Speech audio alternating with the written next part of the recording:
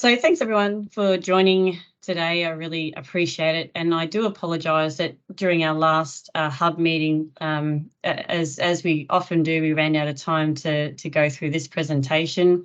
So today is a follow-on from our hub meeting in presenting the socio-economic report that was completed very recently by University of Canberra. And I do need to thank Diana, who's on the line. Thanks, Diana, and Phil for all your work in really pulling this together and reshaping the report, as you'll see as we work through the slides.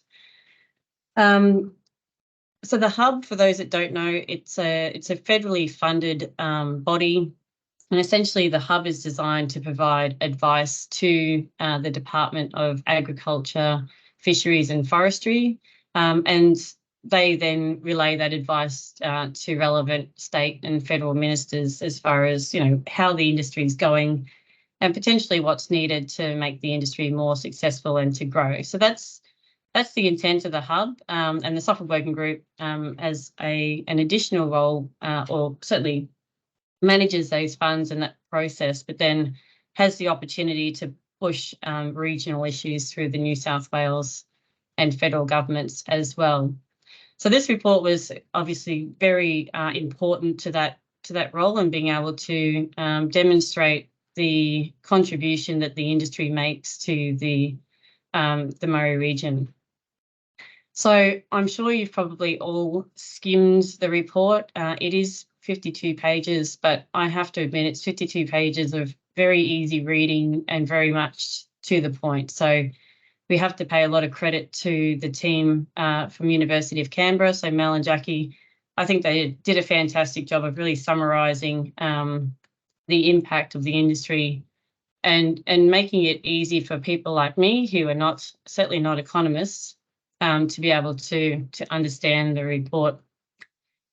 As I mentioned before, there was a little bit of rebranding that did go on, and that was because the report was done possibly just at a time that was a little bit early to understand the new normal. So I'm going to go through these slides very quickly and take questions at the end, or happy to take them at another time as well.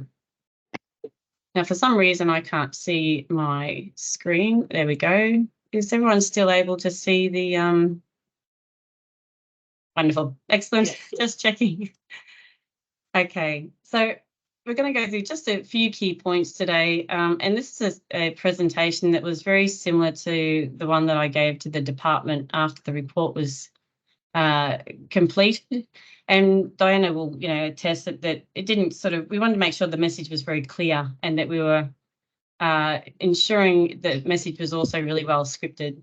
So just going to quickly go through how we pivoted the project intent, the 2019-2020 bushfires, which I'm sure I don't need to talk to this group about the impacts that they had, but a quick summary of that will be great. A summary of the region and its capacity. That's something that I do think needs to be well understood. The economic and employment contributions during that period, business and market outlook, which was a part of the study, and then kind of conclusions and next steps.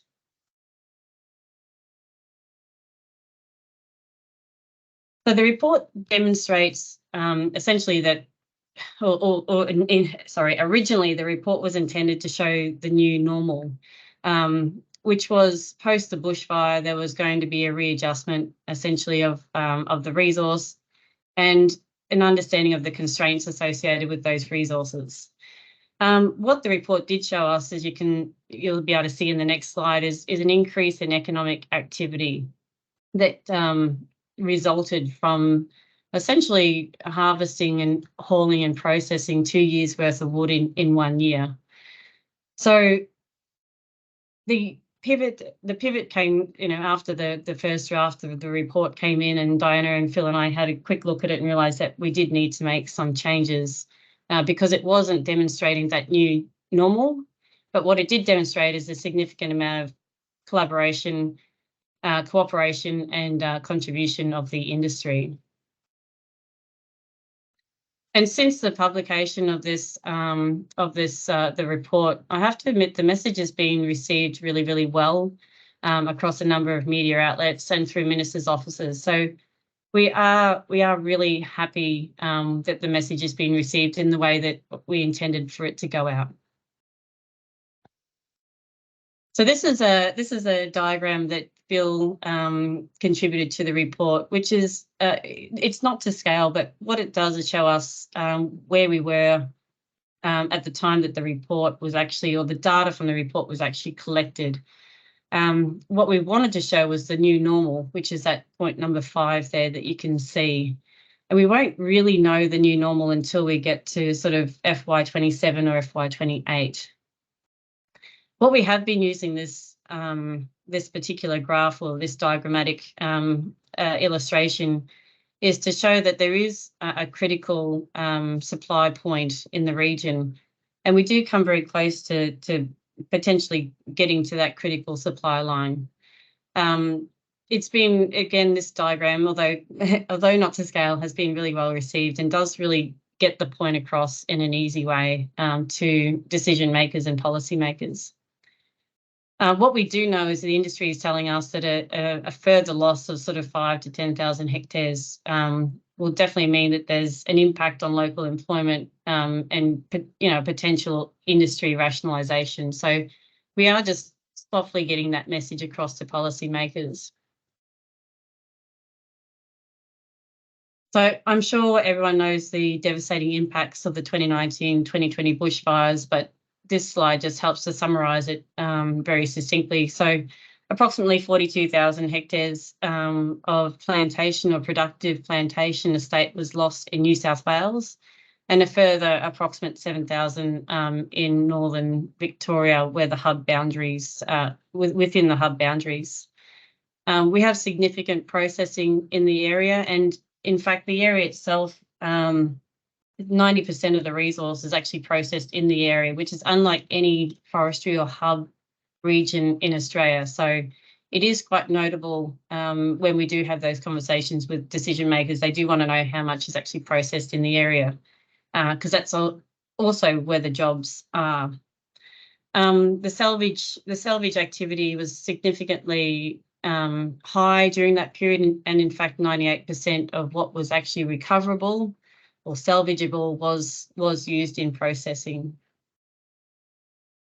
So the impacts of the fire were as a result of essentially an amalgamation of 2 significant fires, being the Duns Road and the Green Valley fires during that period, and the loss of actually estate was over 330,000 hectares.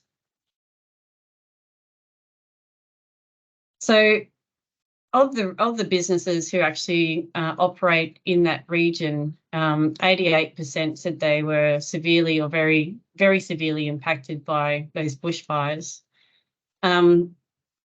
which is obvious. But I guess the collective and cooperative effort shows that 1.6 million tonnes was actually successfully salvaged, which is a significant effort for the community and the industry. So we do tend to make sure that, again, those policymakers and decision makers are aware of the contribution of the industry during that period of time to successfully salvage what we could.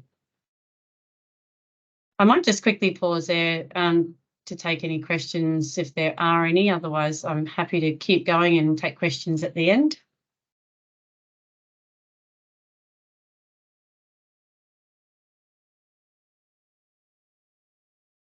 No? Okay, I'll keep going.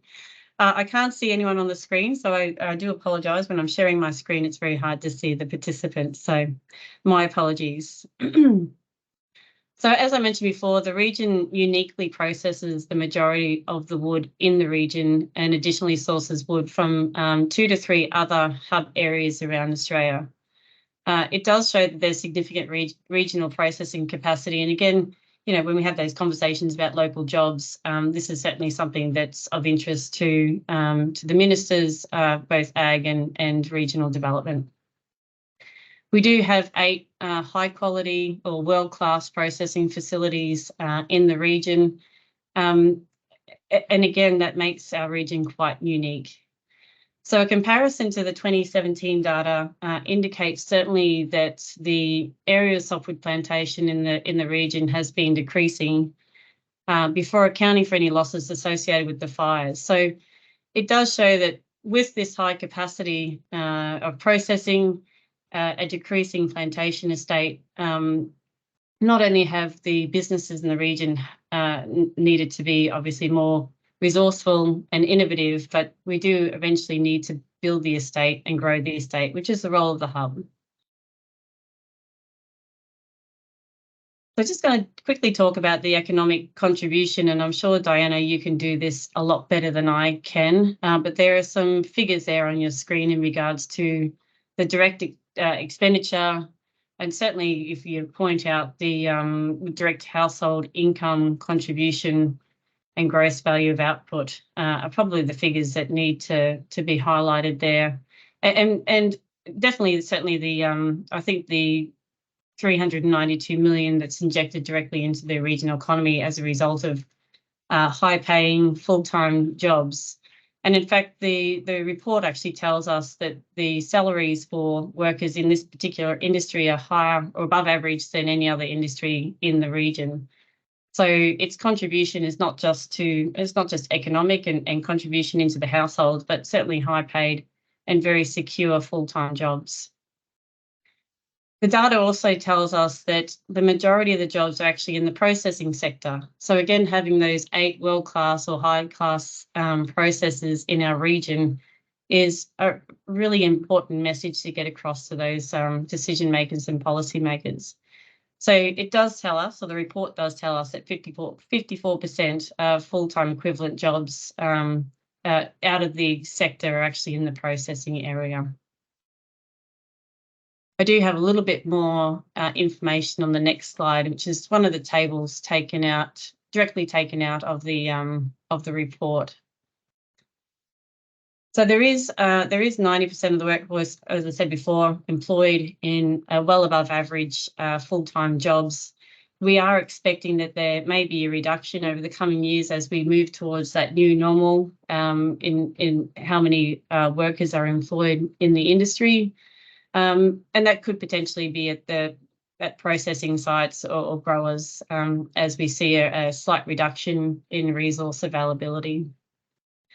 The numbers there are quite staggering. As you can see, total direct and flow unemployment over 11,000, direct employment within the hub boundaries, 2,000, nearly 2,200 jobs or full-time equivalent jobs.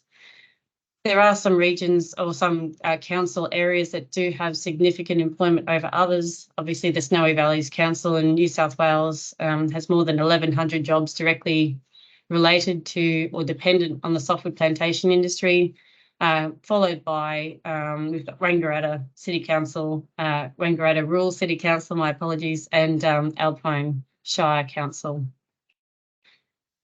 It also shows, obviously, the wages are quite high if they're above other industry averages in the region. It does tell us a story, and that's that certainly the unique skills that the industry requires does demand that we do pay our workers or offer workers a higher salary, because we are really trying to attract people into a regional area, and that's difficult across any industry at the moment.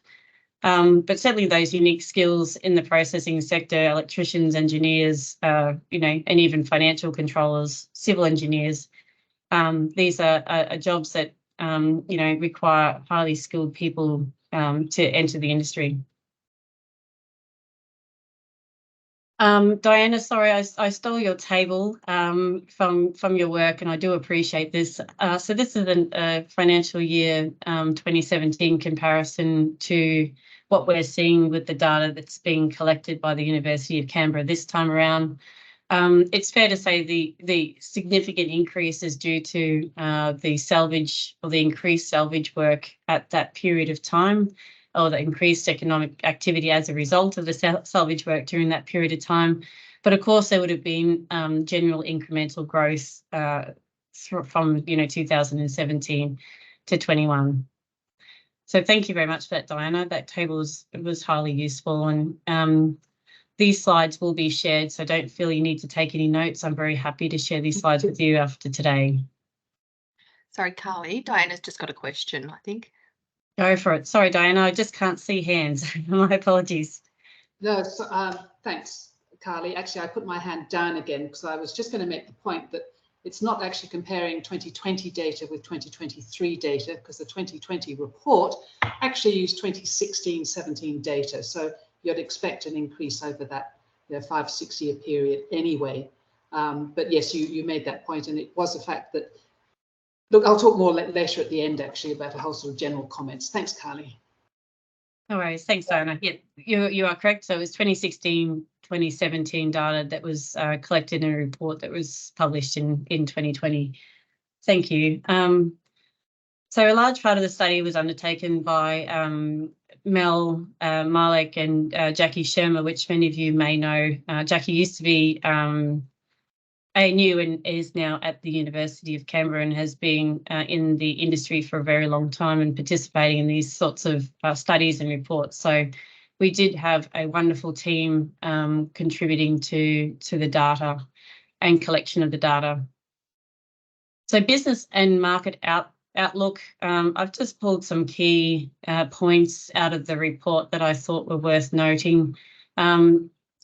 In relation to I guess, future business outlook, capital investment at that point in time when the data was collected was unlikely.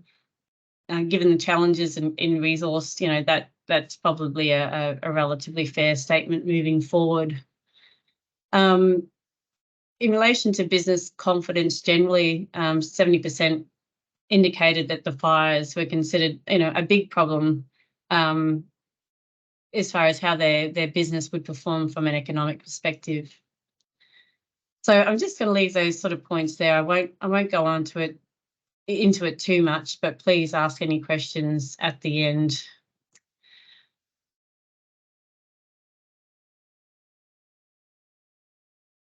So just a quick conclusion. As I said, this was a very short presentation that I gave to the department just to help them understand what the message was that we were trying to convey. And as such, I do feel that the Hub has an opportunity to review the economic outlook for the region in a couple of years' time when that resource constraint unfortunately starts to take hold, and we do have some challenges or some rationalisation potentially to businesses. We do need to be able to understand what the impact is or was from those fires and be able to effectively relay that to those decision makers. It's also important to note that this report was taken at a point in time. So that heightened economic activity is not, it's not going to be something that we can report as that's the industry normal moving forward. And also that it's a first time ever comprehensive study of what the economic output was from a successful post-bushfire salvage process that involved not just the industries, but involved the communities and involved government assistance. So I think making sure that we certainly tailor a message to understand, that this is a study that's really looking at a point in time post-salvage with high economic activity. In saying that, though, it does still reiterate, I guess, the contribution of our industry to the region and to the economy more broadly. I'm going to probably stop sharing my screen now, and I'm just going to end the slideshow. Sorry, stop sharing, and then hopefully I can see everyone's wonderful faces again. Thank you. So short and sweet, happy to take any questions.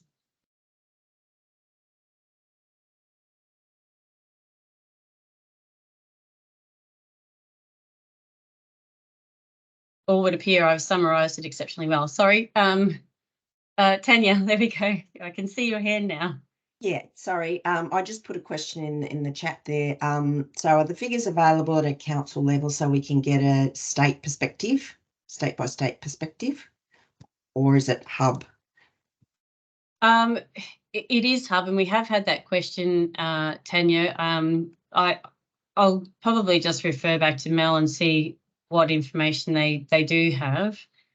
We do have some council by council data, so happy to share in whatever format Mel thinks is appropriate. Yeah, thank you. Thanks. Sorry, Diana, all yours. Thanks, Carlie. And first of all, congratulations on summarising a very comprehensive report so succinctly. That was very great. Just a comment in answer to Tanya, putting everything on a LGA basis runs into problems with confidentiality of data, because some shires have only one processor in them, for example. I know Mel has done a summary of the employment by LGA, but the financial information by LGA is a bit difficult. So I think for the shires within the LGA, you quite safely talk about the importance of the hub region for your local economy as, you know, as part of that total region. Carlie, just a few comments, I guess. Yes, you quite rightly said, you know, when we first commissioned this work, we wanted to demonstrate that the industry had perhaps not been impacted by the fire as much as people thought. You know, when we lost up to 40% from our supply zone, people thought, well, that's 40% less of the industry and it's destroyed. As you pointed out, we actually did the study a bit too early. So what we've ended up with is looking at the impacts of the salvage period, which has given some different but very important recommendations to government. I think we have a prospect now of doing some sort of longitudinal study. We have the 2016-17 data, we've got the 2023 data, and then if we get the 2027-8 data from a third study, I think that will be an excellent summary of the restructuring that's taken place in the industry. But yeah, that's for the future. I think perhaps the importance of this report is to demonstrate quite clearly that the industry has not been destroyed. I think our little mantra immediately after the fire was damaged but not destroyed. And I think that this report shows quite clearly that we're not destroyed. But it also demonstrates that, you know, the industry badly needs more resource as we move into that new normal. It's going to be resource, but also needs more labour. Everybody thought there'd be huge job losses. That's not the way it's turned out to be. You know, I think just about every processor and operation in the region is really crying out for skilled labour. And I mean, Rav's there, you can talk about how many jobs you've got open, but, you know, we need to get the message across that the industry has not been destroyed. It's not all gloom and doom. However, yes, I think the third really important thing is, you know, the conclusions that you've presented to government.